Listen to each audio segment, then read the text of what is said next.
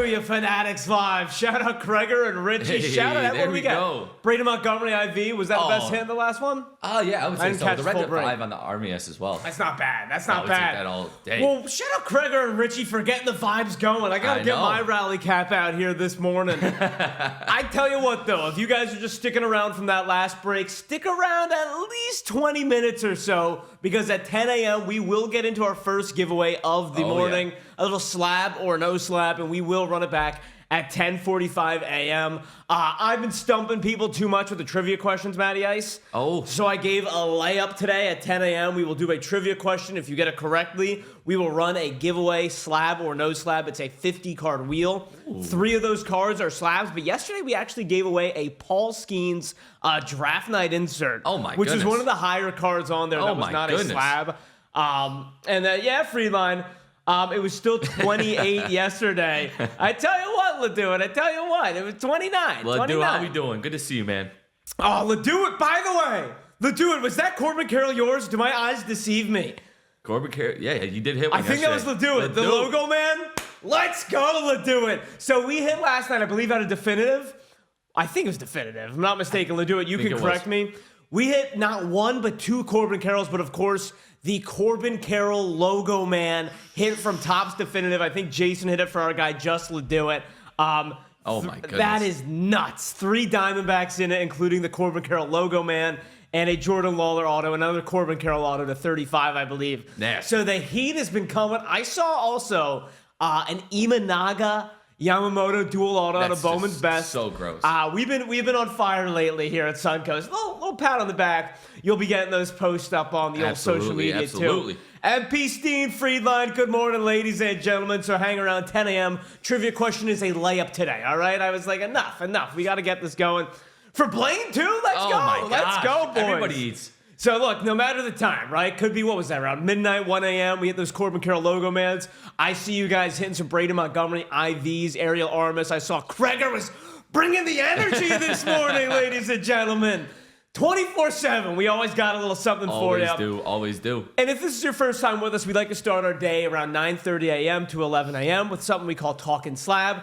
Today, on the agenda, we have a lot of card talk I want to get into. Chandi, I don't know if you're still hanging around, but I want to talk about the story that Chandi sent me. This morning, I go on The Athletic. There was an article about a specific position in the NFL. The card comps are sky high right now. Okay. Want to break that down. And something that I noticed, I'm calling it the Brock Purdy. We'll get into all those things. But first, let's start. We got Matty Ice. Go Birds, Chandi. We got Matty Ice on the desk today. How we doing, everybody? How we doing? One of a couple, resident Buffalo Bills fans. I do want to talk a little bit Buffalo Bills with him. And one more preview for you. We're going to look at the Cancun-Offs. Oh, boy.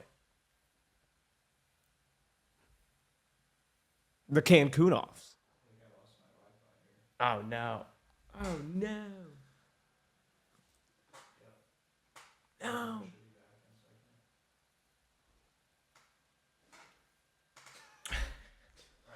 Oh, my God. Oh, my God. I mentioned, Ashley's right. I mentioned Chani and the stream broke. What did we hear last?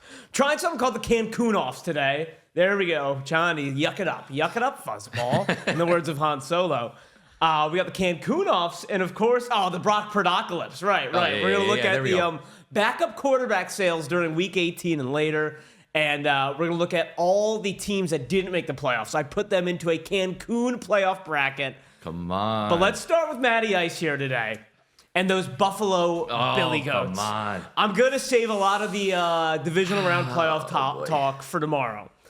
But we had Matty Ice here, the Bills fan. And I want to kind of put him on trial here today. Oh, boy. Because I've been an anti-Bills guy all season. First things first. Bills-Ravens, point spreads around 1.5. Ravens are favorites, whatever. Can we just all get together and agree? Whoever wins this game, you get the MVP of 2024. Would you be against that? I would not be against that. Okay, I would not be against it. Right now, obviously, all lines are leaning towards Lamar. Lamar, I told you this a couple weeks ago, last time I was on, I said, it's going to be Lamar. It's not going to be Allen. Allen's not going to win it. I mean, the stats are just so heavy on Lamar. It's going to lean towards Lamar. Now, do I believe that he deserves the MVP? No. Lamar, he doesn't? I don't think so. I think Allen deserves it because he's obviously has a lot less to work with. I mean, we're comparing like Shakir to Zay Flowers. I mean, Shakir was a fourth round pick out of Boise State. Like, I mean, Zay Flowers was a first round draft pick. I mean, then you got Mark Andrews, who equivalently to Kincaid. Yeah. That's pretty equivalent. I'll give you that. But then we're talking about Derrick Henry to James Cook. And James Cook is a good running back. Come on. We're talking about Derrick Henry. The king. Yeah, we are. I mean, Derrick Henry is that guy. He was that guy up in Tennessee, and we knew that he was going to do this in Baltimore. I mean, the Ravens led the league, I want to say, last year in rushing as well.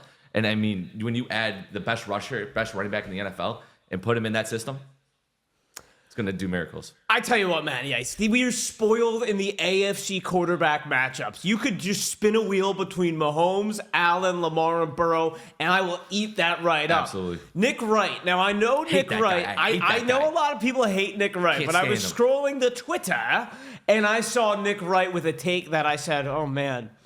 He actually is on to something here. This is real quick. Take a listen. Nick Wright says this game is... There's a lot of pressure on each of these quarterbacks in this game. Whether it be Lamar Jackson, whether it be Josh Allen, losing might be scarier than the thought of actually the excitement of winning in this game. Ben, you got that clip of Nick Wright ready to roll? Let's hear what Nick Wright had to say and we'll react.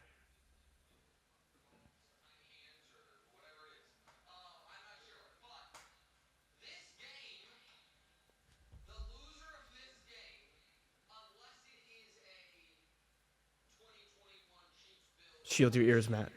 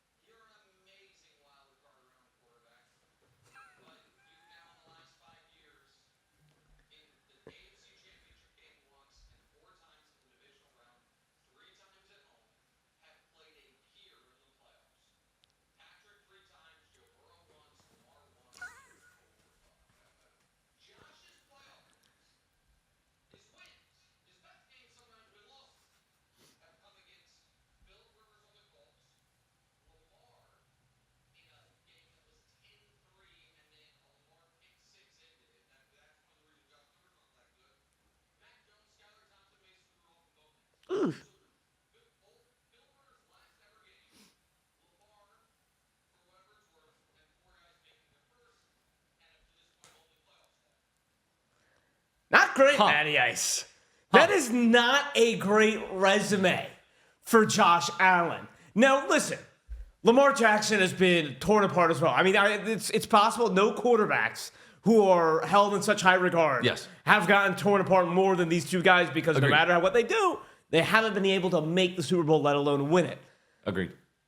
Rough resume for Josh Allen. Let me throw it to you, Matty Ice. Who of these quarterbacks in this game do you think has more pressure on them?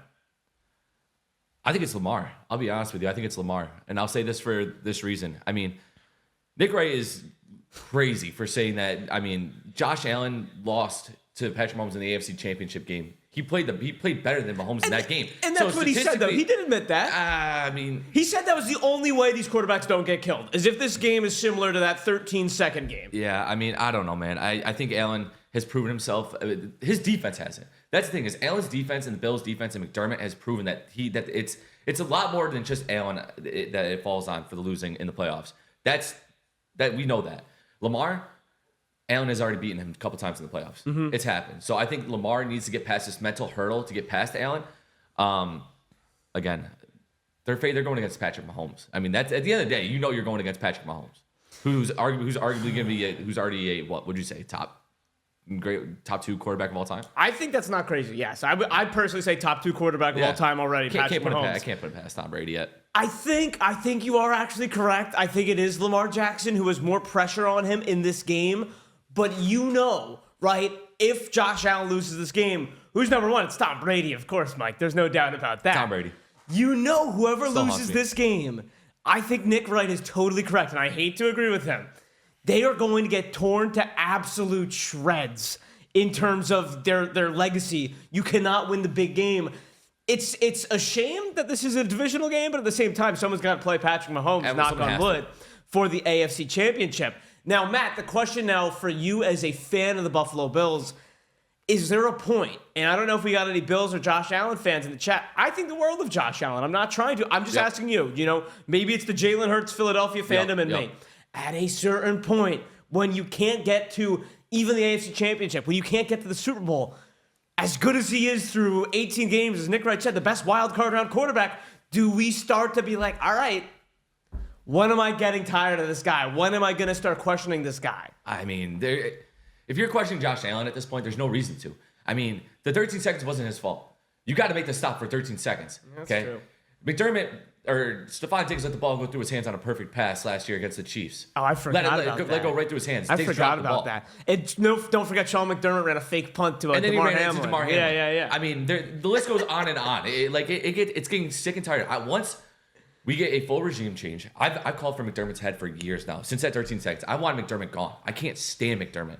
I'm sorry, that really might get some people irritated, but how much longer is he under contract? I want to say he just signed one. Okay. I want to say he just signed one. Because here's the scary thing that I think you don't want to open with door number 3 is you put all your blame. It's nice to have a scapegoat. You put all your blame on Sean McDermott. You bring in, I don't know, Ben Johnson, Aaron Glenn. You name this, savant of a future head coach, and you still fall flat. That's when things get scary for the Bills. No, that would be scary. If we did make a coaching change eventually at some point, and he is proving that he is the X's and O's coach and is making the right strategy changes, but then we still don't get past the hurdle. But right now, with the history that with the stuff that we're looking at, I mean, it's proven that, McDermott can't deal with it, man. I mean, what do you want? What do you want from a quarterback if you're down a touchdown with less than a minute left in the game? I know. I hear you, want him to score a touchdown, I hear correct? You. Right. And he steps up to the table, and he steps up to the plate. With 13 seconds left. Capitalizes. Does his job. That's what you want out of your franchise quarterback. He capitalized, and he's proven it time in, time out, that he's going to make that big play. He's going to run through the guy, and he's going to be able to elevate his team to the next level. And let's not forget this as well. This Buffalo Bills team was written off at the very beginning of the season. A lot of people had this team finishing third or fourth and missing the playoffs because of Hoyer leaving. They had Tre'Davious White gone. They had, Tremaine Edmonds was gone, and there was a bunch of questions. Matt Milano injured in the preseason. Matt Milano injured in the preseason. Diggs gone. Gabe Davis gone. Everybody was writing this team off. This team was off the board. So, everyone thought the Dolphins were going to be good. Everyone thought the Jets were going to be good. People were genuinely saying that the Bills were going to be third in the division. I know. So, I wanted to as well. I could never get there fully. Let's hear, Ben, what Roquan Smith had to say, because I want to ask you about this game. Roquan Smith went on NFL Network yesterday, and he broke down the game from his perspective as a Ravens defender. And what he said had me kind of raise my eyebrows, and I wanted to get your perspective on it as a Bills fan. Ben, you got the Roquan? Let's roll the tape here.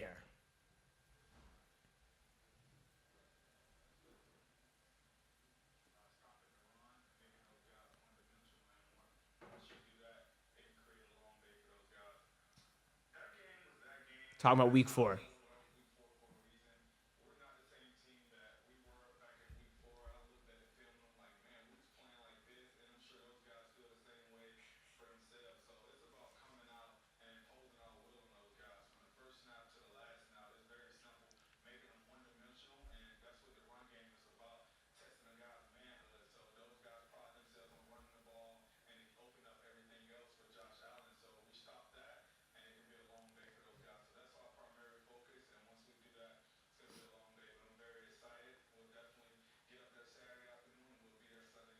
All right, that's shocked me, Matt. And correct me if I'm wrong.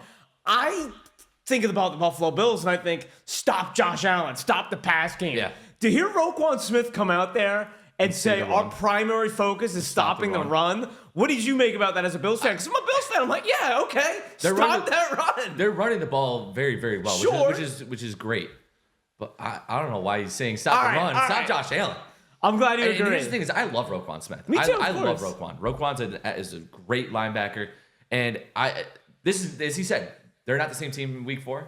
Neither are we. We have Matt Milano back. We have we had Teron Johnson out, I believe, that game as well. Like, we had guys, some of our key guys were missing that one. And we were on a short week as well. So, we'll see you Sunday, Roquan. I'm excited for this now. Like, here's the thing is, Josh Allen thrives off of adrenaline and has that dog in him. He's got that competitor in him. So I'm sure he watched that video. I'm sure he did. And I know for a fact he's going to come out. Bulletin board material. Oh, yeah. So, all right. We don't have to break down the entire Ravens-Bills game on Sunday. Spoiler alert, I'm picking the Ravens. But even if the Bills, let's throw that out of the water. You have a task right now, Matt, before we get to our trivia question. Okay. I cannot pick the Bills to win the Super Bowl in any universe right now. Yep. There are few teams I can see. I could see the Eagles winning the Super Bowl, of course. I could see the Lions winning the Super Bowl. Heck, I think the Rams have a puncher's chance at the Super Bowl. Mm-hmm. The Ravens are my favorite now, I think. And, of course, Patrick Mahomes and the Chiefs. 5 teams I can see winning the Super Bowl. I cannot see the Bills winning the Super Bowl. Yeah. Can you convince me the Bills are able to win the Super Bowl, Matty Ice? I think if they have to get past this round. If they get past this round, then I think that they will win the Super Bowl. Why? I will say that because they got, number one, you got Josh Allen, and that offense could be elite. And the defense, they're slowly coming together. They're slowly starting to get these guys to, conglomerate and be able to play great defense. And I'm excited to see where it could go, honestly. I think that it's going to be it's going to be a tough battle. Sunday is the biggest battle. That should be an Sunday's the biggest battle? Sunday's the biggest battle. You're calling the biggest battle when like your path is probably going to be Patrick Mahomes and the Lions? We just beat the Lions. We smacked up on the Lions. I'm not worried. It's the AFC teams I'm worried about. Again, the Eagles are scary. The Eagles are scary. I will say this. The Eagles secondary. Eagles did not smack up on the Lions. They gave up 42 points. Listen, the Bills can score on the Lions. If they can outscore them, and then if they get a couple stops, again, it's really, would you rather have Josh Allen or Jared Goff? Is it that simple, though? I don't think it's that simple. I like to dumb it down a little bit because they both have, they get exposed on defense. I mean, so at that point, I'm willing to take Allen over Goff. But here's the thing: is with the Eagles, that would be the game that I would be worried about the most for their path to victory because the secondary is looking phenomenal. Your defensive secondary is looking incredible. So Nick says Bills would smash the Eagles. Really, Nick, show your work, please. Show your work. How do you get there? Matt, you Eagles are front. Why, Nick? You know who you're talking to here. This is trigger. I'm taking the bait. All right, I don't believe it. Hurts might be overrated. All right, Hurts might be overrated, but I think no one's rating him very highly these days. Is the difference? But the problem is Saquon Barkley's not that defense. Yep. That defensive line. That offensive line. And that. Yep. Here's the thing. Here's 100%, Nick. 100% he carries that team. But why would that be a detractor? You know what I'm saying? I agree. Now, it's like saying Josh Allen carries the Bills.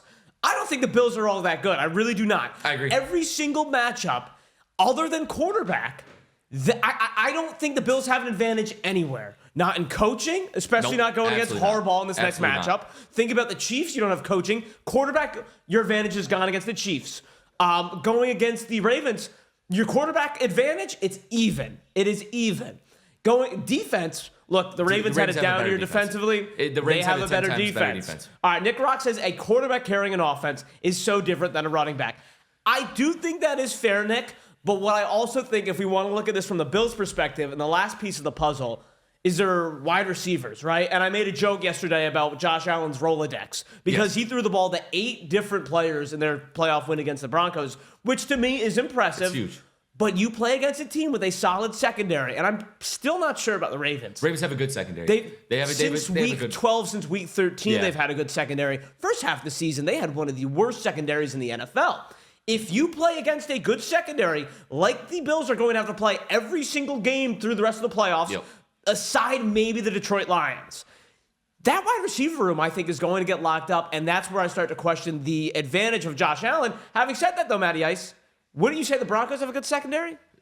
Broncos had a top 3 defense in the league. Torched them. So I guess I kind of just talked myself into a circle there. Here's the thing, is we also, against this Ravens team, who did we go out and make a trade for at the deadline? Remind me, who did you? Amari Cooper. We didn't have Amari Cooper. That's right. So, I mean, that's our number 1 wide receiver. And then you got Keon with Shakir.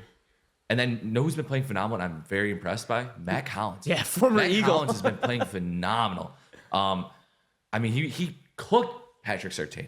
Cooked him. He did, man. And, I mean, I loved it. So, I mean, I'm excited to see where that goes. Again, the Bills were working. They got off to that slow start. Derrick Henry, first play of the game, runs for like a 90-yard touchdown right up the gut. That was not a good start. If Derrick Henry does that again on the first play, I'm just gonna walk out the room and call it a day. But send me a text saying, "Forget everything I said." But the Bills were coming back. They were down like 17 points. They were coming back, and then Joe Brady, who I love, dialed up the most stupid plays I've ever witnessed. It was a week reverse, 4, the week 4 game, or it was like a jet sweep reverse pitch to Josh Allen. Josh Allen gets leveled. Fumbles the ball.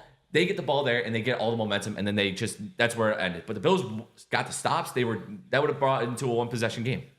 So Ladua makes a point. He says, if you have no run game, you have no pass game. The Eagles having the best run game this season opens up Hurts like crazy and makes the Eagles good.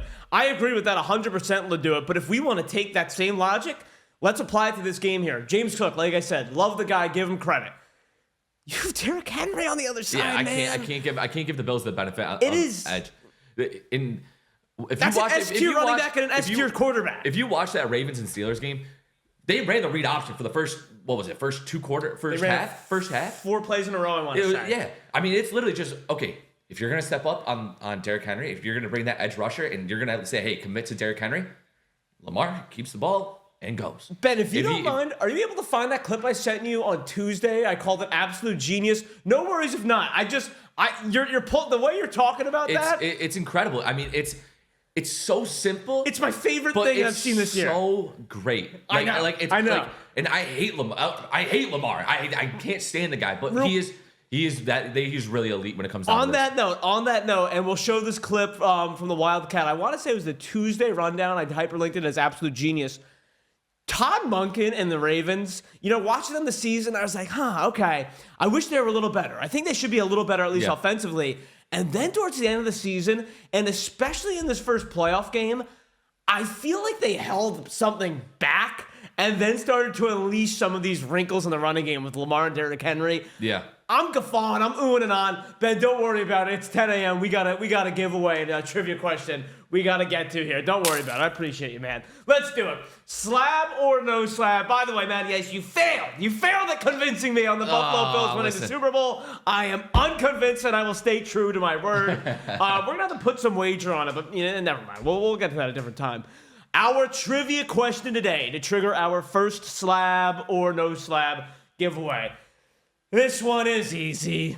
I don't want to withhold any more giveaways. Who has lost, not won, who has lost the most Super Bowls in NFL history? Your choices. The aforementioned Buffalo Bills, the Sam Darnold loser Minnesota Vikings, the successful New England Patriots, and the Denver Broncos. Which of those teams has lost the most Super Bowls in NFL history? There you go. Poll is up. And if we get the answer here, the majority, if we hit the answer here, we will be running our first slab or no slab giveaway. All right? Here we go. And for those of you who don't know, you have to vote in the poll. It's not just the first in the chat. For those of you who might be at first time. Click that button, chat. Click Here we that go. button. Come on now. I'm nervous we're not going to get it. We got 66 Are you people kidding in me? here. Are we Come really on. not going to get it? No way. No way.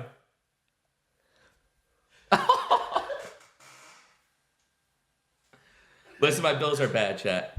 But Guys, we didn't get it right. Are you kidding me? There were 2 correct answers of the 4. 2 of those were correct. The Patriots and the Broncos were both correct answers. I tried to make this one free. I didn't want to stump anyone today. Oh my God. oh man, I don't even... Matt. were you expecting this? I wasn't expecting this. I was like, what's like the easiest thing I can do? Oh, why don't we make it so half of the answers are correct?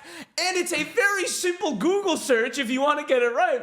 I apologize. I don't mean to be roasting everyone, but oh my goodness.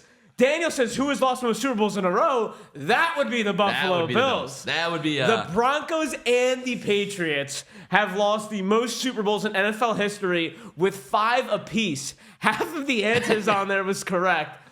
That is crazy to me. ZK says, I hit Bills by mistake and you can't take back votes.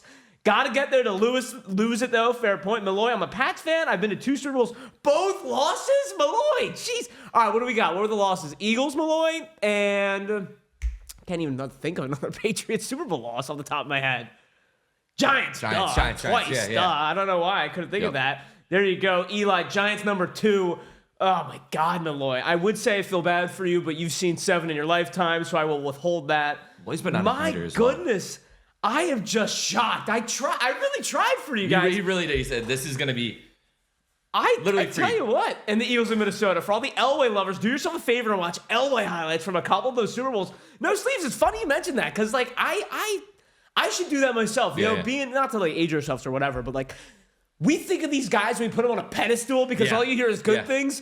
No one ever shows the highlight videos of the John Elway Super Bowl losses. That is crazy to me, though. All right.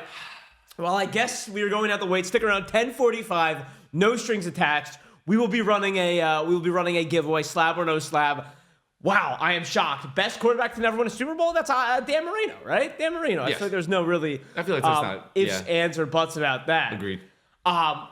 All right. So tomorrow we are going to be doing a full-blown, what's the word? Divisional round breakdown.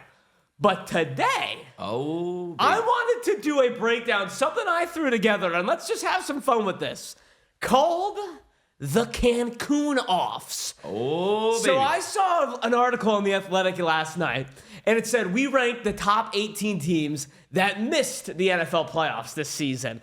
And I didn't even read that article. I saw the headline, I clicked it, and I said, nah, I'm making my own, and I'm going to put this all into one bracket. Oh, baby. So, Ben, do you have that ready to roll? Thank you, Ben. Let's get into it. The Cancun-Offs, the 2025 NFL Cancun-Offs. I don't know what it looks like on your screen, Ben. Are you able to zoom it in? I don't know if it's different on mobile or desktop. Yeah, there we go. This is what we got. 2 groups of 8, one on the left, one on the right, fighting for the ultimate prize. The first overall pick. Leduit, there's one caveat. 18 teams don't make the playoffs. So the committee, the Cancun-Off committee got together and said, there are 2 teams that are so dog water as organizations, they don't even deserve to get to play for the number 1 overall pick. Geez. The Giants and the Browns. The Giants and Browns will play one game together to see who gets the right to stay in the NFL. The other one gets relegated. Adios. All right? How about that? Adios. The other 16 teams get put in a 2025 Cancun-Off bracket. All right? Your number 1 seeds, the Cincinnati Bengals and the Seahawks. They will be playing the 8 seeds. The Bengals would play the Titans, terrible, and the Patriots on the other side. Going down the list on the left here, you have the Cardinals, Panthers. What a matchup that would be, by the way. Kyler Murray, Bryce Young. Kind of like a Spider-Man emoji right there, looking at each other. Oh, yeah. Going down the line here, we got the Dolphins with the 2 seed. Where's Patty C? And going against the number 7 seed Jaguars on the bottom. No, it is not the Super Bowl with Peyton Manning and the onside kick at halftime. This is just the 2025 Cancun-Off matchup between the Colts and the Saints. Over here on the right side, the Niners and the Jets with a great 4 versus 5 seed. Over on the right here, you see the Falcons and the Raiders. That's Mark Davis's head instead of the Raiders logo, in case you were wondering.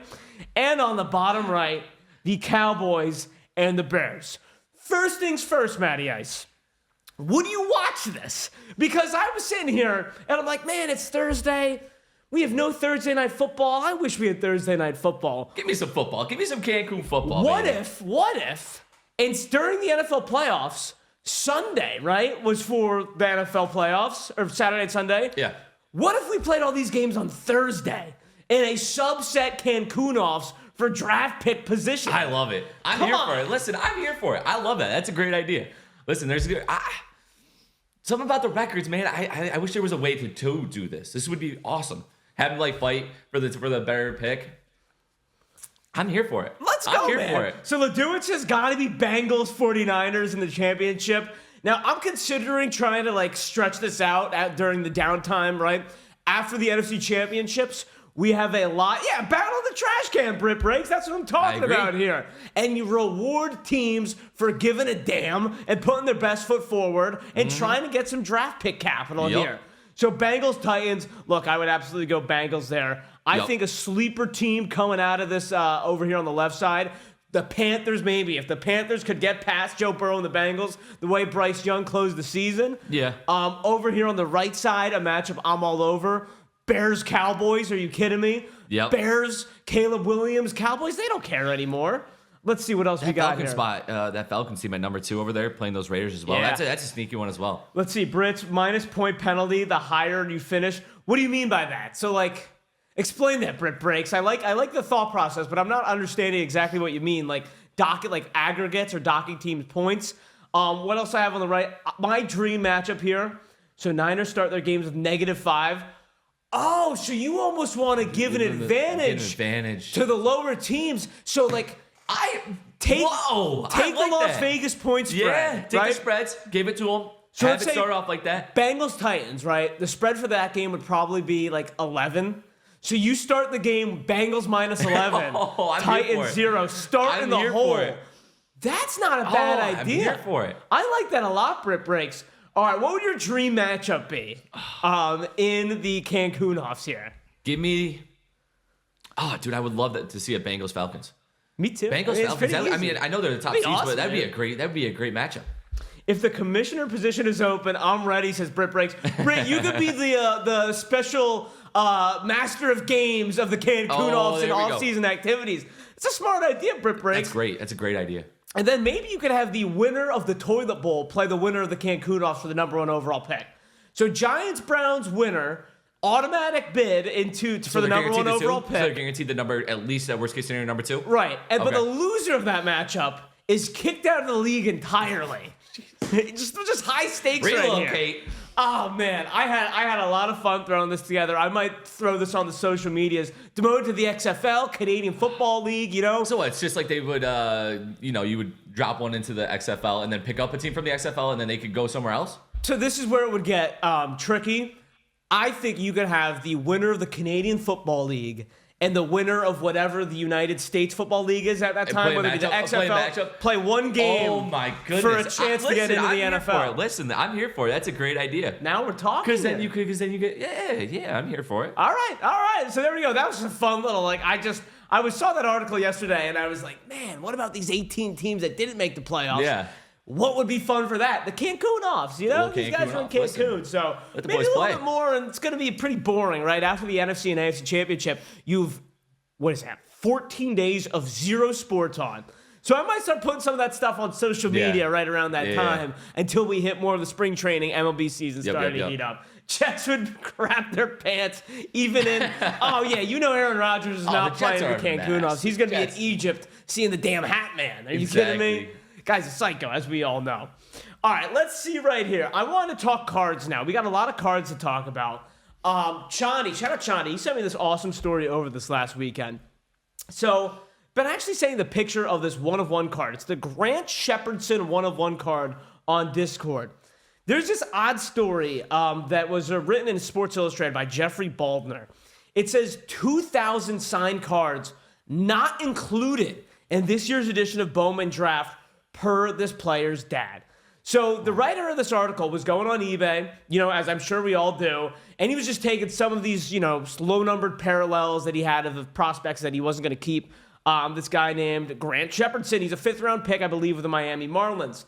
So, he's just like a lot of collectors. He's trying to pay for break spots by just offloading a lot of these cards he has in flux. So he's selling some Grant Shepardson. So the story goes, he put these on eBay, and Shepardson dad reaches out to him, says, hey there, love these cards of my son. Would you, be willing to sell them to me? They talk back and forth. It's Paul Shepardson. It's Grant's father. Paul proceeds to rattle off the varieties of parallels he has and what he's looking for, including a printing plate and the superfractor of his son. Now, Paul makes a comment. Paul, the father of Grant Shepardson, the prospect, makes a comment. It was fun watching him sign all of them and sent this author a picture of his superfractor, this picture that we're talking about right here. The writer of this article, knowing his checklist, ripping this product many times, he does not have a single autograph in this year's Bowman Draft checklist. And also he says, I've never seen a Bowman Draft autograph card with the top certified autograph issue printed on the front of the card anywhere to be found on the site. of Grant Shepardson. Huh. So the question is, so Baldner reached out to Topps, sent them the picture, and they didn't tell him anything back. So Baldner writes, unlike the 2023 Bowman Chrome Superfractor snafu where there's multiple one-of-ones, this is the opposite. There is a one-of-one. There are signed cards of this guy, but they are not released. The prospect's father even said he was paid pretty handsomely for signing all these cards. Wow.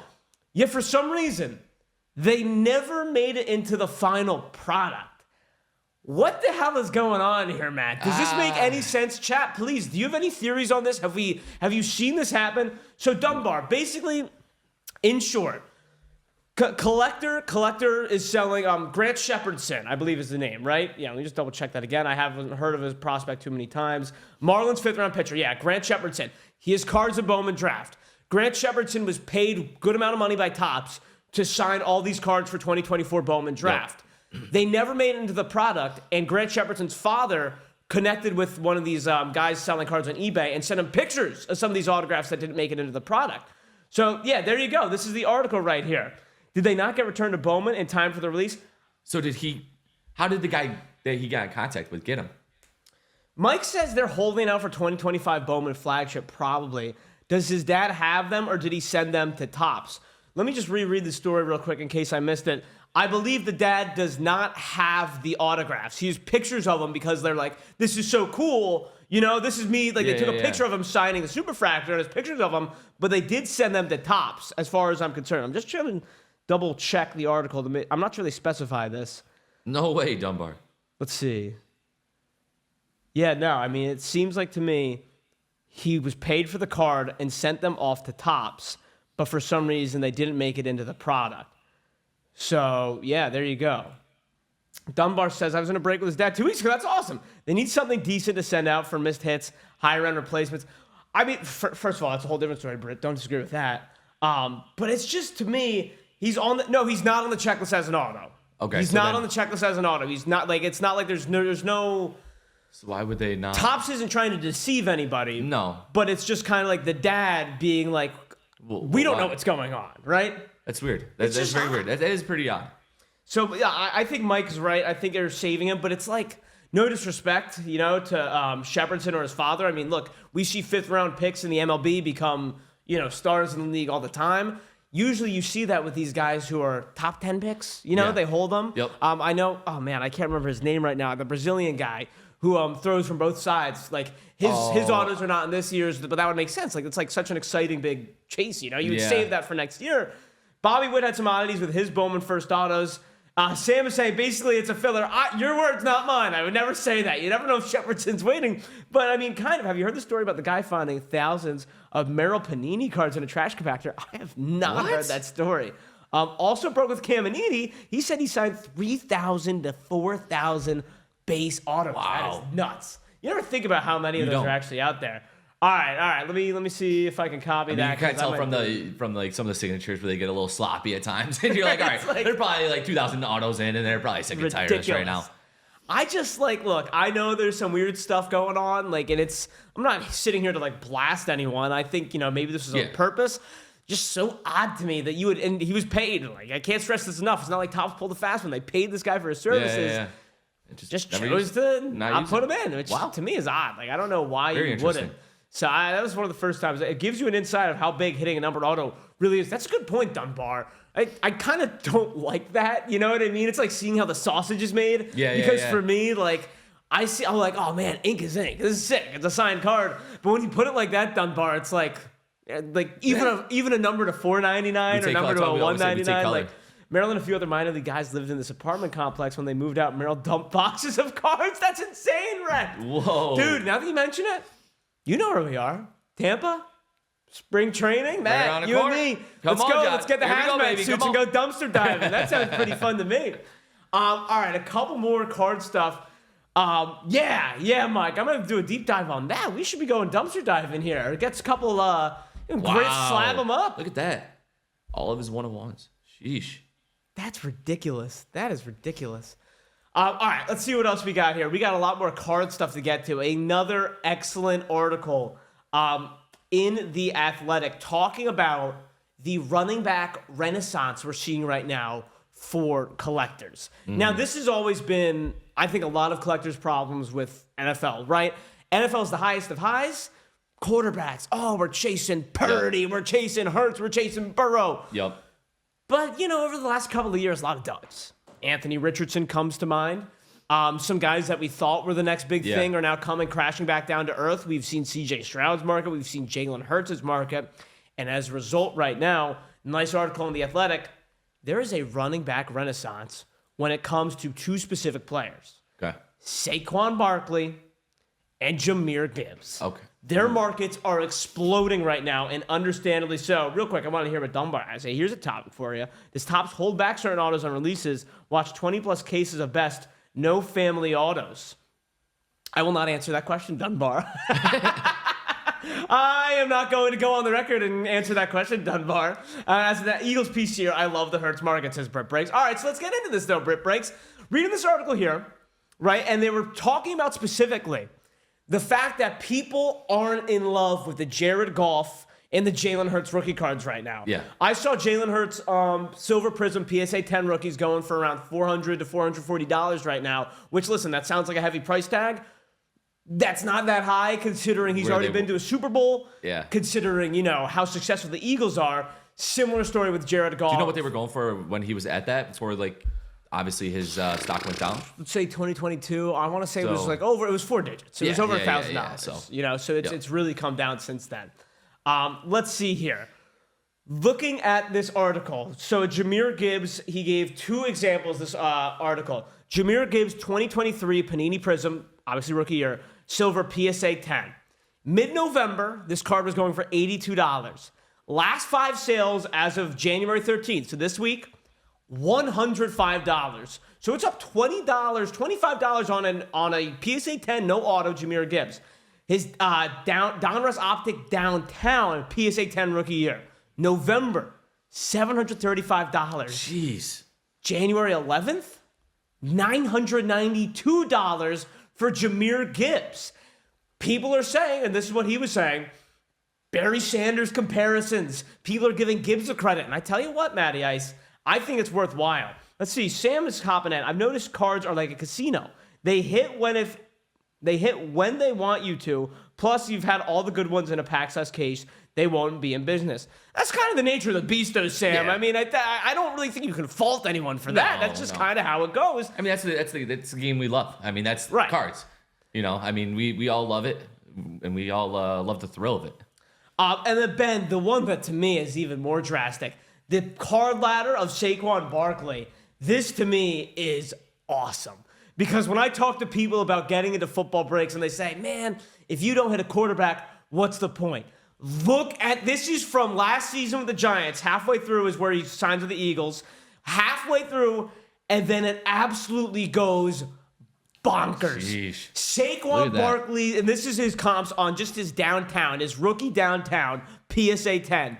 November 3rd, $535. Guess what it sold for this week, Matty Ice? Did you see yet? No, I did not. Just take a guess. Anyone got a guess? What was it? So on November 3rd, right? Yep. And November 3rd, $535. Okay. Right? What January 13th, it had its highest sale of the season.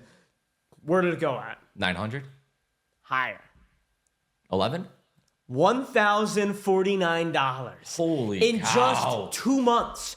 In just 2 months. And I think we've all agreed since then, right? In November, we were talking Saquon for MVP. We have since then said Saquon's probably not going to win MVP, and it has still only gone higher. The patient, diehard Barkley collectors, they have reason to celebrate. They have reason to run to eBay. If you've been holding on to Saquon, you toughed it out through the ACL injuries, through the hard times in New York, and you have seen an explosion right now in the running back market.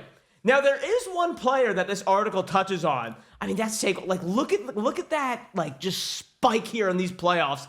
First things first, Matt, and chat, answer this as well. Is this warranted, or is this an overreaction? Personally, I think it's warranted. Watching Saquon Barkley run behind this Eagles offensive line, he it's like Adrian Peterson, man. Like one of the greatest. Langley says warranted. Britt says cashed out his Giant stuff in October and regretted heartbreak. Come on, you said you're an Eagles PCer. Oh boy, Matt, what do you think? I think it's warranted as well. I think these guys are starting to finally get their respect that they're due. Like, I mean, come on. I hear you, Brett. Jahmyr Gibbs is a stud. He is phenomenal. He's electric when he gets the ball in his hands. Same thing with Saquon Barkley. I mean, I can't get that reverse hurdle out of my just watch it, dude. It was so. It was beautiful. It really was. One play. Like, forget about his 2,000 yards. Forget about they're both just so much fun to watch when they get the ball in their hands because they can do anything. Like, they can literally just make a play out of nothing. They're so much fun to watch, and I think we're finally seeing some love for him. All right, the one guy that was shocking here in this, that this article pointed out, Derrick Henry. For some reason, Derrick Henry has not seen any movement this season. He gives 5 dates of Derrick Henry cards. This is a Panini Prism Silver PSA 10 rookie year for Derrick Henry. October 15th, 230. November 8th, 270. December 2nd, 227. January 1st, $200. January 12th, so weird. $250. That's so weird.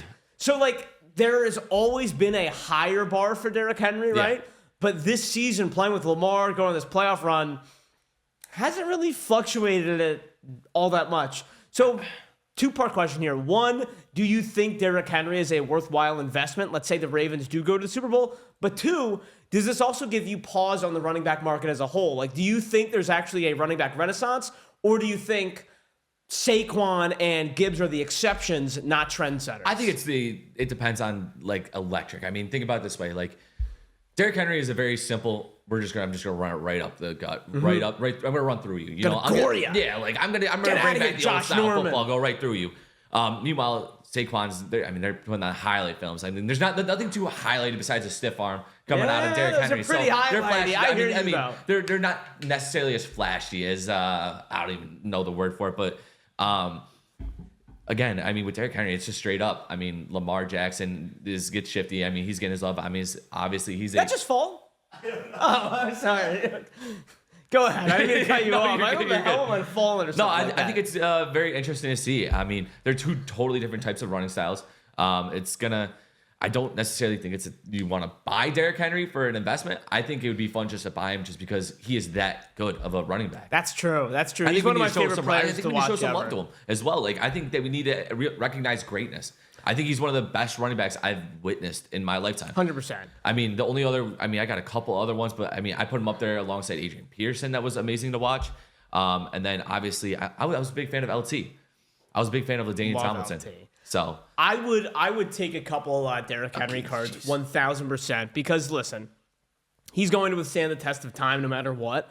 He's 31. He's not showing any signs of stopping. And of course, if you are able to win a Super Bowl, I have to imagine it's only going to go higher. I don't see it really going lower if you're Derrick Henry. Yeah. I do think that would be worth an investment, but I want to take this a step further here, Matt. Mm-hmm. You're seeing what's happening with Saquon. You're seeing what's happening with, Jahmyr Gibbs. There is a very obvious next guy up, in my opinion. Yes. And I want to look at a couple guys here and try to find who will be that next Jahmyr Gibbs, who will be that next Saquon Barkley. Ben, I believe I have the attached card ladder page if you're able to pull it up. There is one guy I am all over right now.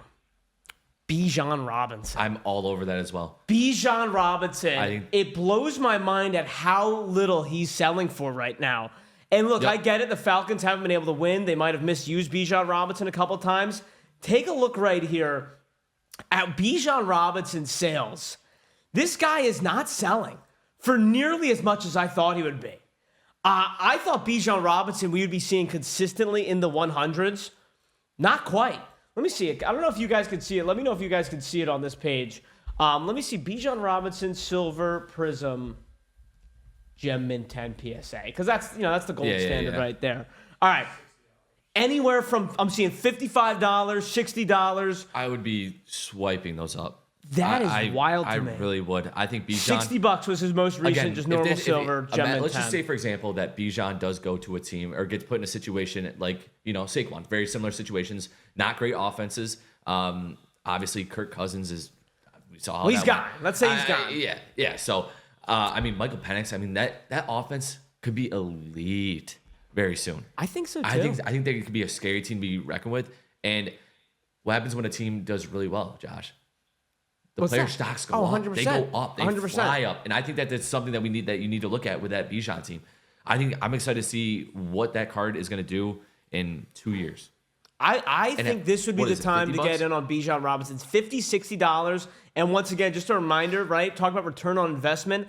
A Jahmyr Gibbs Panini Prism Silver going over $105 right now before you can get, that's a $40 long-term hold. Yep. Imagine the Super Bowl. Plus, if not, it's just Bijan Robinson. He's a damn good player. I would love to have him. Another guy, I think about Saquon Barkley. I don't know about the downtowns. I didn't look at those. I think it'd be worthwhile to check on that.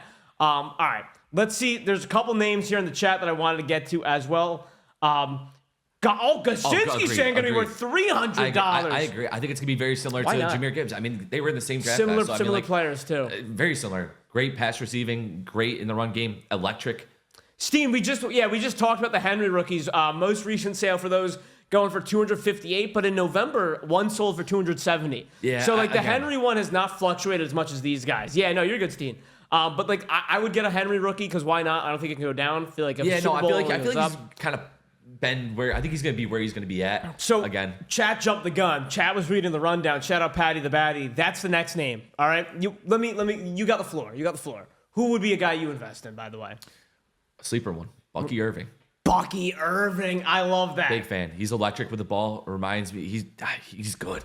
He's a very good running back. Let me see what we got for Bucky Irving here. Bucky Irving. So since he's a rookie, there's none of them are graded yet. So it's hard to tell. Jury's still out on Bucky Irving, but I do like that shout right there. What's up, big dog? I think that's one that's going to be very, again, team's looking good right now with Baker there. I think they obviously found their franchise quarterback. It's going to be fun to see what they do up there in Tampa. Don't hate Bucky Irving. Let me give you another right here. Pat said it. Devon Achane. Oh, even as a Bills fan, he's electric. Top 3 sales of Achane. This shocked me. Last 3 or 4 sales of a silver Panini Prism Gem Mint 10, PSA Gem Mint 10 from Achane. $32, $32, wow, $37, $26.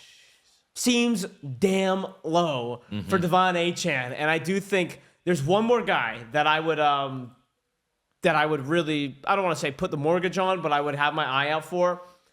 Breece Hall. He had a very bad season. Yeah. Gosinski, what do you think about Marvin Harrison? Not worth investing? Oh, what's up, Wildway? That's a great question. Is because I'll be honest with you, I drafted him in fantasy, and it kind of let me down. Now we're talking totally 2 different things. Now the card market with Marvin Harrison is very interesting. If you were the Giants right now, or you're the Cardinals, and you have a choice between Malik Neighbors or Marvin Harrison, who are you going? It's Malik Neighbors. You're going Malik Neighbors for 100%. Sure.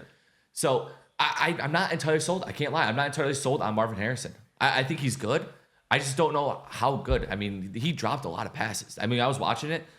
I mean, even against there was a couple, I want to say there was one even against the Bills, it was wide open, dropped it. It's like, that's not what you need. That's not what you need out of a top tier pick. Gosinski, I think that's a great question. Sometime next week, right? Tomorrow we're going to do divisional round breakdown, and Monday will obviously be reaction. But sometime next week, I will give you a full 5 to 10 minutes just on Marvin Harrison investment, because I think that's a fantastic That's a great question. No, it's a phenomenal question. But I want to keep it going with the running backs here, because I'm not even done.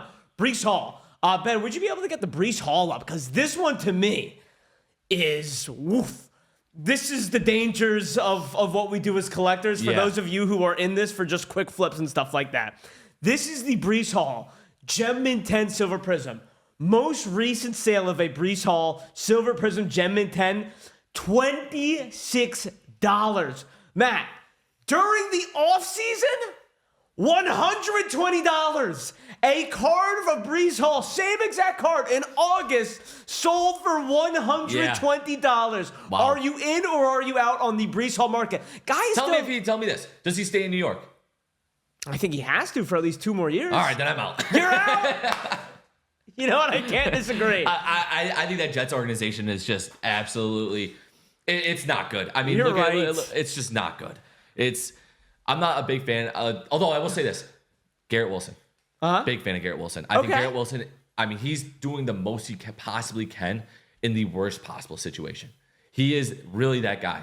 I haven't really paid too much attention to his card market necessarily, but Garrett Wilson, if he's thriving in New York with the New York Jets with Zach Wilson as his quarterback and Aaron Rodgers, who should be in a retirement home, then and he's still putting up great numbers, give me Garrett Wilson. That's the only person. That's the only person I would be taking from that. Well, it's Jets. funny because I wonder if there's a lot of people who are in agreement with you here, Matty Ice. Britt Breaks says, I had a rookie numbered to 5 that I couldn't get $200 for Breece Hall in the last 2 years. Britt, first of all, I might be interested, but to your point, that might just go to show the anti-Jets bias. I'll be honest, though. Look at what happened with Saquon Barkley, right? He couldn't get, his market was down in New York. I would get Breece Hall because even if you want to play the long game. The moment he goes to another team. Right. The moment he goes to another team, you're going to be looking good. If he can stay healthy, you're good. I like Breece Hall a lot. I think he's a great player. Oh, Brent, for 125, that's not like the worst, but a number to 5 to me, it seems like a little bit of an undersell. I feel like the Saquon Barkley card market is a something we need to study for sure. Right. It's just a word of what's the word? Like a cautious, just a preaching caution to people like to not panic sell. Right, not to call you out, Britt Breaks, because I respect your opinion so far today, but like look at the Saquon thing, and I'm not saying everyone's that. You always run the risk of a guy, especially with running backs, tearing an ACL, absolutely faltering. But just something to keep in mind here with that Breece Hall. And then, a couple guys, I just, because this is one of my favorite things. I'm a big running back guy. I always hate how the NFL cards are quarterback. You give me a crumb of non-quarterback value, and I'm going to take it a mile. Yep. Going to give you 3 guys that I would not invest in, though, that I would stay away from. I'm going to give them quick. Kenneth Walker. Yes. Guy has been so injured already. I think the world of him. He's been so injured already. At his market this season, lowest has gone 40, but he sold for $100 at one point this season. Next guy, Jonathan Taylor. I think he's one of the most top 3, top 5 in terms of talent. But you talk about a situation you don't want to be a part of. I'm out Indianapolis. And Jonathan Taylor's already turning 26. I don't know, playing on turf. You could have said the same about Saquon. I am just not going to invest in Jonathan Taylor. And the last one, not to discredit him because I think he's good. Yeah. It's James Cook. Now, to go back to the 2 situations we're looking at, Saquon and Jahmyr Gibbs, one of the reasons they mentioned in the article that their comps are going up is because people are out on the quarterbacks, Goff and Hurts from a collecting standpoint. I think Josh Allen is such a big name and a big guy to collect. That's a funny point that you say it because it's the same thing with Derrick Henry. Is that part of the reason? Is that part of the reason why we're seeing that stagnant? Is because instead of it going to Derrick Henry, excuse me, it's going to Lamar. No, I think that is the case. Do you have anyone that you would be out on in terms of running backs? I think you hit that nail on the head with the Kenneth Walker. I would be completely out on K9. I hate to say that because I love K9 as a running back. When he's healthy, he's a lot of fun to watch with the ball. But, I mean, even when he was healthy, you could just, he was running and he was limping. It was like he was doing like a 80% run every time. It was never full speed. But I would be out on K9 as well. What's Brits? What are you asking? What's the upside on Allen? It's not that Allen can go higher. I'm just saying I wouldn't invest in James Cook because if you're someone who's like a Bills fan, or if you're someone who just likes watching the Bills and you like their players, I think you're going to say James Cook is more of a merchant that Josh Allen is that good, which is why I wouldn't be poor. Like, I don't think, no matter how well James Cook plays, people are going to look and say that's Josh Allen's team. You know what I mean? That's wwhy, I think Cook's a hell of a player, but if we want to talk about a Saquon Barkley, Jahmyr Gibbs insane spike, I just don't see that necessarily happening. And Gudzinski, I don't know if you missed it, that's what started this conversation, is that Gibbs, his market's exploding right now. And Britt, you're right. He seems higher than he should be already. Can he really go up without 2 Super Bowls? Agreed, having said that, with Josh Allen. And I'll say this as a Bills fan, if Josh Allen brings a Super Bowl to Buffalo, that will literally, that card will spike because you're not just getting, you are just selling if you have I'm telling you, like that card market of Josh Allen will go through the roof because you're not just getting the card investors, you're getting the football everything. You're getting the football fans just buying it because he is the guy that brought Buffalo their first Super Bowl. I'm telling you, it will, whatever you think is happening right now with Josh Allen, and he's a lot of fun, wait till when he brings a Super Bowl to Buffalo, that is going to be mind-blowing in terms of what it's going for. Kaczynski asked, so sell Gibbs now? That's a tough question. I lean no, because if you think the Lions can make the Super Bowl, any Lions card I think is going to go up even higher. I might wait till the Lions and Gibbs might leave a good taste in everyone's mouth going to the offseason, and it might keep going up. No, and here's another great point I'm going to make as well. So this is the reason why I personally would not sell, is because we haven't seen the best out of Gibbs yet, because he had Montgomery. as in his backfield as well. And I would doubt that they're going to keep bringing back Montgomery when you have Jahmyr Gibbs in there as well. I mean, I'm assuming Montgomery is, besides the injury, right. Depending on what his contract is going to be, I'm sure he's going to want a decent amount as well, because he's been playing very good as well. So I don't see them signing him to a massive contract, and it's going to be very interesting to see what the Lions do with that. But if he is the head lead back, where he's taking most of the snaps, you could see a massive jump in numbers. I like that. I like that. Godzilla asked a good question. Do you think May's card will go up because of the coach change? I think May's going to go up because what he did to the Buffalo Bills is that put me on watch for Drake May. I didn't realize how good he was until he went into Orchard Park. It's not going to go down. Which is a very, very tough place to play as a quarterback. If you've been there, you know. It is loud. It gets loud. It gets rowdy. It's a very tough place to play. And so for him to come in there and show the composure that he did, he got my respect. He was making the throws. He looks really, really good. And as a Bills fan, I'm actually kind of nervous about Drake May in our division. Yeah. Now here's my one thing. I always go back. Wasn't the kid who sold the 1-of-1 Mac Jones for, what was it, $100,000 or something like that? It was $10,000 or $100,000. I'll be trying to sleep at night and I'll think about that. You know what I mean? Yeah. That if you have May cards, and I'm not saying he's Mac Jones, I do think there are some similarities. I might sell half, hold half. If you can, yes. May, I would just be holding. There's no reason. I don't know. Drake May is. Listen, I'll give you one reason. I watched so much of Mac Jones. There's throws that he was making that you could he would miss a guy wide open over the middle of the field, and he couldn't get it there because he didn't have the arm strength. It was 15, 20 yards pass down the field. Drake May's making that pass down the field with ease. Mac is nowhere. May should never be compared to Mac Jones. Mac Jones is a bad quarterback. Meanwhile, you got Drake May, who is a young quarterback, but already better than what Mac was. All right. Look, Mac took them to the playoffs. I will say, worst case, you miss out on $100. Best case, he's a $1,000 card. Agreed. Britt's right. Godzilla put me on the spot. I hadn't done a deep dive on what Mac cards were going for right now. Godzilla hold. But okay, we'll go with a hold there. One more, put a pin on this running back conversation. I have a guy that I think could make everyone, including myself, I might go and do it right after the show, a lot of money. Remember Kieran Williams' first rookie year? Yes. You don't. He tore his ACL on the first play of the season, pretty much, on a kickoff. That's right. You know who else that kind of happened to this season? Oh. Jonathan Brooks. I believe a first or second round pick from the Carolina Panthers. A very good rec. I don't know if you have a video. Just close out and pop back in if you're having trouble with the video. Jonathan Brooks was going very high in fantasy drafts. People were talking about this guy. I believe an Oklahoma State standout. Unfortunately, tore his ACL in one of his first games. He's going to miss this entire season.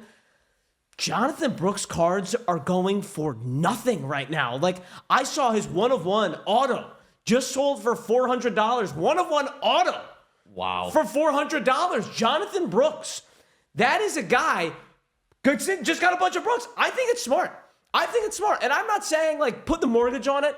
It's just the ultimate wild card. If you're into penny stocks, you know what I mean? Yeah. I would be buying a bunch of Jonathan Brooks right now because what Carolina's building with Bryce Young, the way they look to close out the season, and look, I get it. You're getting a running back who just is coming off of 2 ACL tears. It sounds like a death sentence. But that was Kyren Williams, his rookie year with the LA Rams. Look at how he's done since then. He's progressed. No, it's a great point. I like that one a lot, actually. Big fan of that one. Brett, did you just take a drink from the whiskey instead of the coffee? No, Brett. We're not getting that off the rails this early in the morning. But yeah, man, that was my card deep dive for the day. Let's see. Do you want to go? You call the shots, Matt. You want to go coaching carousel, or do you want to get into the Brock Purdocalypse? Let's go into the Brock Purdocalypse. All right. Brock, what is it? Purdocalypse? The Brock Purdocalypse. Because I think Brock Purdy has created a major problem for collectors. Okay? Everyone is trying to go for the next Brock Purdy, which in my opinion, I don't know if it exists, but if it's a possibility, people will go out there. Brooks Autos are going for $10, $20. Not a bad penny stock. See, that's what I'm saying, Britt. Not bad at all. There are 2 case examples I have of the next Brock Purdocalypse. So shout out to Jay Kane, friend of the show, buyer with us at Suncoast Sports. he came in after week 18 and said, I just sold 20 Tanner McKee autos this weekend. And I was like, whoa. What? What are you talking about? If you missed it, Tanner McKee, Eagles third string quarterback, had a fantastic week 18 against the Giants. Put up around 300 yards or so in combined 2 games. I mean, he was making great throws too. Like I watched a little bit of a back game. shoulder And, they fades. were like perfectly placed and everything, showing good accuracy. Like it wasn't just like he was, having numbers on easy throws or anything. Like they Every were year, great throws. we see all the products do it, whether it be Prism, Flawless. You're gonna get your Bailey Zappies. You're gonna get your Ian Books, right? Some of these guys who were decent in college, and they flood the product with some of these quarterback autos. People who collect, they shit on them, and they offload them on week 18. This is Tanner McKee. Ben, you have the card ladder pulled up of Tanner McKee's sales from, if you sort by highest price sales. Is that sorted by price? I don't have the best view of that on desktop here. Okay. All of the ones that are sold, look at where they have come from. The last week, January 5th, I believe, all the cards that are his highest sold cards are all from week 18 or a couple days from week 18. So I believe that's his 1 of 1, the Black Finite. I don't know when that sold in February, whatever. It was a 1 of 1. Aside from that, can you click the one from January 5th, Ben, if you don't mind? It's a couple down. Yeah, that one. Look at how much that sold for. It's a mint 9, by the way. Oh, it's a mint 9 gold prism. What's the price tag on that one? Is that $960 for a Tanner McKee card? What? Wow. What is happening, man? Nah, that's crazy. This is what I'm calling, and there's more on there too. There is more on there, by the way. People are looking for the next Brock Purdy. Who is it? People get blown Benjamins on Tanner McKee. I know there's more on there too. If you go on Card Ladder and sort by price, people saw what he did week 18 and said, I gotta have it. Cards going for $500 to $900 off of 1.5 games on week 18. We already did a deep dive on Joe Milton. I could talk for hours about Joe Milton. Week 18 is sometimes worse than the preseason. What do we got here? Is that a 1 of 1? No, it's a black Pulsar Gem Mid 10, sick looking card. How much did that go for, Ben?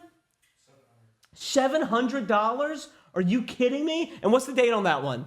January 5th. That is the day of week 18, January 5th, the last game of the NFL season. Oh, man. This is like an epidemic. This is what I'm calling the Brock Purdocalypse. Like, it has gotten out of control what is happening from the tiniest sample size. And Ben, we can keep it going real quick, though.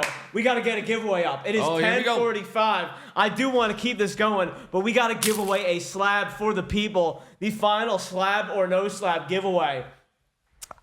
Is this? I don't even know what to make of this. Is this a problem? Is this something that's like cool? Do you think this is just people being stupid, to put it bluntly? Like, what's up, Matt? See, here's the thing with Tanner McKee. I honestly think he looked pretty good. I think that I think that there is a shot that he could fight for a starting position somewhere. There is definitely a team where they are going to take a flyer on him.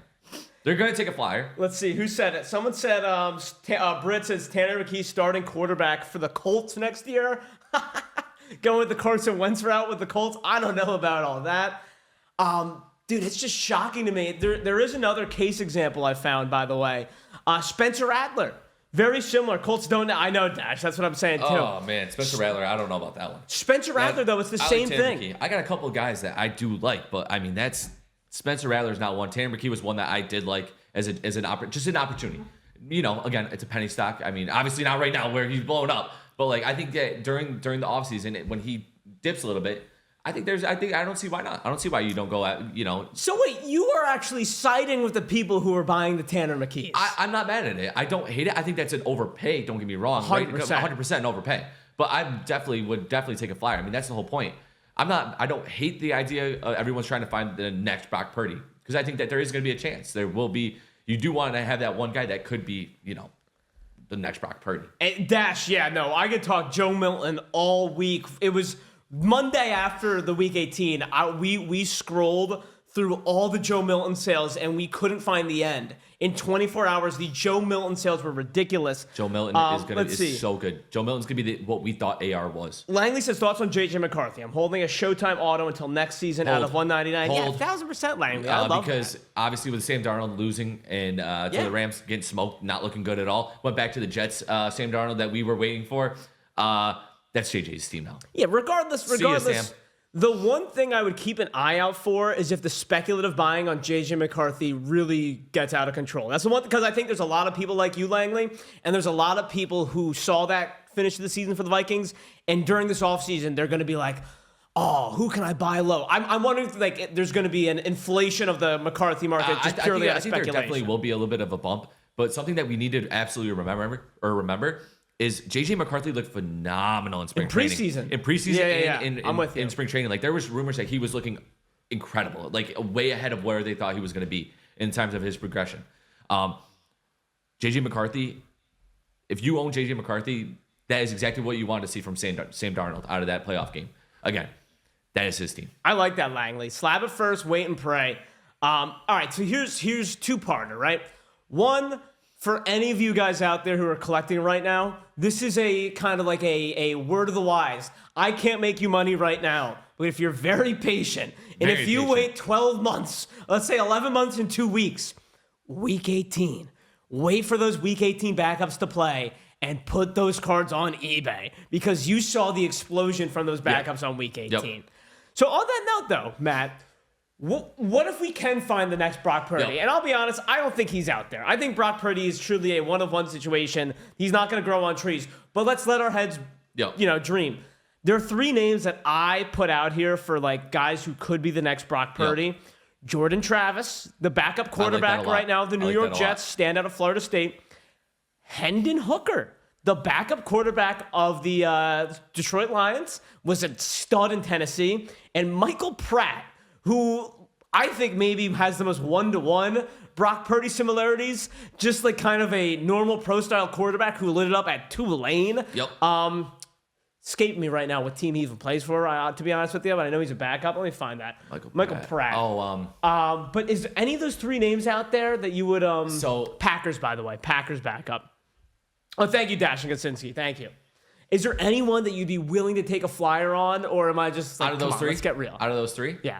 Give me... I'm very cautiously would say Jordan Travis. Okay. I very cautiously, because again, so I was kind of thinking in my terms of when I look for someone that I think could have an increased jump, right? I'm thinking, all right, why did it fail where they're at? 2, did they get an opportunity? 3, what is the proven track record of the organization that they're playing for? Like, can they produce great players? So you're saying don't get Jordan Travis? So that's one of them. That's one of them. So actually, I have a couple quarterbacks that I do really like. I don't think we're given fair opportunities. 1, Trey Lance. I don't think Trey Lance was given a fair opportunity. Wow. All right. He was the number 1. Talk about a Brock Purdocalypse. No, Trey Lance knows about that. Hear me out. I think that it's not fair what he was given. And again, he played the last game and didn't look terrible. He had 288 yards with no touchdowns, no interceptions with the Cowboys. That's a good point. I don't hate that. I think that if his stock is extremely low. Great shout, actually. His stock is extremely low. I think if you could take a little flyer on Trey Lance, I think that's a great pickup. Another one. Again, this is a very, very, this is Matty Ice shooting in the dark here. But this one, very similar situation to Sam Darnold. Same team. Zach Wilson. Oh, no. Put in a very terrible situation. Yeah, you're right. Put in a very terrible situation with that New York Jets. When has anything good come out of the New York Jets organization? Butt fumble. Yeah, there you go. Okay. Mark Sanchez, sure. That shit you had me until you said Zach Wilson. I will say this again. That's why I said a very far shot. I think if you can get a very good card of his, like a very true RPA, a low RPA out of like Natty Teeth or something extremely low, where you're just like, you have a little bit of fun. You could just kind of hold it, set it to the side, because he might get a starting chance at some point. Again, it's not going to be with the Broncos. We know that now. It's not going to be with the Broncos. You're a brave man. You're a brave man, because I think your logic is perfect. Like, I really do. That's my thought process. Is why was he not given? He was not given a fair chance, and the guy that came in for Zach Wilson was Aaron Rodgers. Dude, and remember like Zach Wilson against the Chiefs, it was a Sunday Night Football game. Like, he should have won that game. He had a good run last season. The problem with Zach Wilson is he is so damn hateable, man. I know. Like, Agreed. And I can't stand that guy. And that's why I said at the very I love beginning, watching him fail. What can I say? I'm very confident on the Trey Lance market, but the Zach Wilson one, that is definitely a shot in the dark for sure. Look what I'm telling Dash you. just said. You're talking like Leo in The Wolf of Wall Street. Look, I got this stock I got to tell you about. Aerodyne Industries. Your only regret is Trey you Lance, didn't yes. buy more Zach Wilson Trey Lance, RPAs. yes. We'll take an L on the Zach Wilson. That will just be my personal one. Ooh. But Trey Lance, yes. I like that one, Kaczynski. Justin Fields. And Justin Fields as well. I like Justin Fields. Here we go. Let's break this down. I did not see Fields' tweet. Let me know what it is if you can throw it up in the chat here, Britt Breaks. Let me break down what you said first and foremost. Trey Lance is a guy I did not think about at all. I love that. And for one reason more than others. Two, actually. One, Dak Prescott's injury prone. Let's call a spade a spade. Yep. I don't know if I think Cooper Rush is a free agent next year. I don't know if he'll go somewhere else and try to get some looks and maybe get a starting job. Trey Lance, let's say he stays in Dallas. You have an injury-prone quarterback, and you have a market where you know it's a huge market of collectors in Dallas and those Cowboys. If he Trey Lance has a great game, do something, if he has a great game. MJ Andrews says no Ohio State quarterback is successful in the NFL. I unfortunately agree with you, except for Joe Burrow. I'm grasping at straws there, kind of joking. Yeah. I also like this Dak to Titans trade rumor with Sanders coming in. Britt, I'm holding that one. I don't want to give that one any. I don't want to fan that flame. I would love to.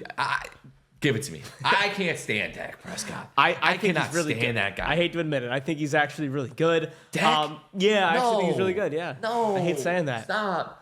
Chani's right. Dak can't stand Dak. Oh. So look, it's so bad. Out of the names that I threw out there, there's one guy. Ban it. There's one guy that I would invest in now rather than later. Hear me out here, Matt. Hear me out. No, I'm listening. God forbid, right? Mm-hmm. God forbid something were to happen to Jared Goff. I'm pretty sure Hendon Hooker is next in that depth chart. I do believe you're right. That would be quite the story and quite the explosion if, let's say, oh no, going into halftime, Goff gets rolled up on. Okay. It's a 17-14 game. Lions are down. Hendon Hooker comes out of the tunnel in the second half, and look, maybe it's not the best game ever, but the Lions end up winning 24-20 with Hendon Hooker starting the quarterback. Oh, you know what will happen to that card. It's going to go through the roof. It's going through the roof. Just a little bit, man. It's just going to keep going up. It'll keep going up, and then it's going to be the next Tanner McKee. It's going to be the next Brock Purdy. And real talk, I loved Hendon Hooker coming out of Tennessee. I was a very big fan of him think as well. even if, look, I'm not trying to prey on Jared Goff's downfall or anything like that. Long term, I do think Hendon Hooker will get a shot. Britt, you can't repeat that one. Can't repeat that one. And Friedline, who's that you're talking about? Stroud or receivers hurt on Stroud, regress huge in year 2. Yes, I agree, but I don't think it's going to continue, Andrews. I think Stroud is going to be fantastic long term. Made a little video about that yesterday, by the way, plugging the Instagram right there. 5 minutes to go on our slab or no slab. Appreciate you guys hopping on in here. Hop on in. Let us know who your penny stock, the next Brock. There's a Brock Purdy-ocalypse going on. There's one. There's going to be one. It's just, are we going to find it? Are we going to hit the nail on the head before he becomes the next Brock? All right, 10:55. All right, wait, Britt's going to throw a name out. Let's hear it. I'm excited for this one. I'm going to rattle off a quick top 5 at 5. Kenny Gainwell, I love you, Britt. I love the Eagles, and Kenny Gainwell is pretty decent. Let's be real. What's Kenny Gainwell ceiling here? You know what I mean? Like, what's Kenny Gainwell ceiling? I'm trying to think. Ben Jarvis, Green Ellis? I don't know. I've heard that name in a while. Holy moly. Holy cow. I know, Brent. I know. I just, we already did the whole, he should be so lucky to be Ben Jarvis Green Ellis, says Dash. And I love Kenny Gainwell. I think he could start for a couple teams. And I do think Shipley's ready to go as well. Here's another Brent. one. I want to bring up another name real quick. Chad, what do we feel about DTR? Is it officially over for DTR? Are we done? I'm out on DTR. Are we done on man. DTR? Tommy, I have not seen these rumors. Tyreek Hill to the Chargers. I have not seen those rumors. I think I'm officially over it. XFL, yeah, I like that. It's going to look real good in those Calgary Stampeder cards next year in the CFL Prism release or whatever. Really? All right, Tommy says take a look. I will. This will be... We got a whole offseason of rumors to get to. I like that. Appreciate you giving me some show material. Hill will go to the Cow... And Dom hopping in the Bowman. All right, what do we got here on this giveaway? A little over 3 minutes to go. Well, Matty Ice, this is going to be a list here. My top 5 greatest playoff games that I have ever seen personally. Okay. As we head, because going into this weekend, I look at that Ravens-Bills game, and I'm like, look at my chops, because I see a potential classic in the precipice.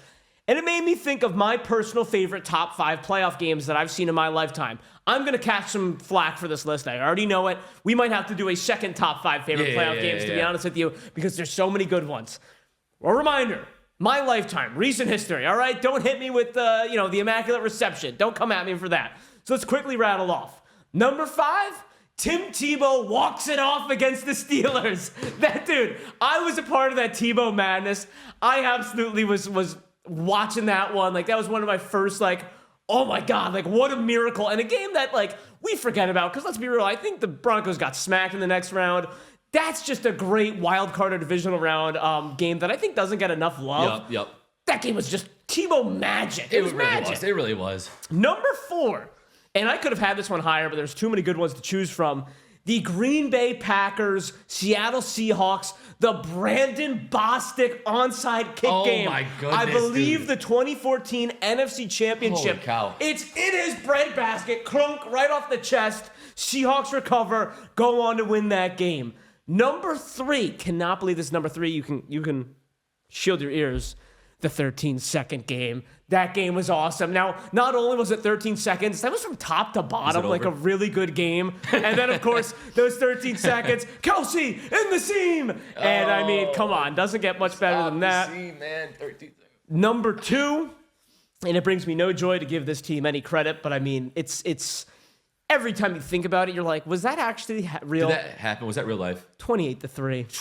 The New England Patriots comeback. And it wasn't even just the fact that it was a 28-3 comeback. I think we forget about some of those plays. Was it the Welker catch, right? It was Welker or Edelman. No, I can't remember. Edelman. It was the Edelman catch. When he's on the ground and he oh my God! Somehow saves it. There was another, the way that they came back and some of those plays down the stretch were just unbelievable. That says, what was Tebow Madness like for card collecting then? Shout out, take down the Let's Royals. go. Appreciate you. Let's go. Hop on in. We're going to be breaking right after this giveaway runs. Yeah. And of course, for me, my number 1, the Eagles winning the Super Bowl over the Patriots, 41-33. Look, that is a biased number 1, but objectively, one of the best Super Bowls we have in recent history. 41-33, the Philly special. For the non-Patriots fans out there, it must have felt so seeing Brady get sacked and fumbling it. Just and dude, that story's fake. You have the Philly underdog Rocky story, backup quarterback Nick Foles come and beat the greatest quarterback, in my opinion, the greatest athlete in sports history in the biggest stage. Yeah. That's the number 1 playoff game I've ever seen. Oh, dude, you're missing one of the greatest ones. What do we got? Dude, up there. It's got to be number 1. It's got to be number 2. Vikings versus Saints. The Minneapolis Miracle? Minneapolis, it's got to be Now, it. I didn't remember that game being good. I think it just had a great ending, to be honest with you. Yes. Holy moly. Hottie in the Hobby, I think, was about to say that too. You can't forget that. That was incredible. I mean, time expiring doesn't get much better than that than an absolute walk-off by a guy named Stephon Diggs. All right, here we go. Slab or no slab giveaway. What do we got? Who's taking it down? Oh, good luck, ladies and gentlemen. Nada! Too early! Who's taking it down? Jeremy 07, our winner! There we go, Jeremy! Congratulations, Jeremy. All right, do we see us or do we see... All right, good. My screen switched to Netta. Yeah, mine's all right. Just refresh and we're back. 125 and 50. That's what we're looking for slabs. 125 and 50. Who's go? What do we got? What do we got? Do they see us? If you refresh, you see us. If you close out and come back in. I literally just did that. I still see him. Oh, no. I refresh and I see us. Can you guys see us? Oh, now I see Netta. Oh, boy. Oh, boy. Hold on, Jeremy. Hold on. Technical difficulties. You see us? I just see Austin. I see him, too. Nice tailor-made hat. All right, now I see us. Oh, boy. All right. Jeremy, let's see what we got. 125 or 50 are our slabs. As you see, we do have good stuff on here all throughout. Good luck, Jeremy. Come on. Oh, I thought it was... I wanted it. I thought we were due. Who's 43? What do we got for 43?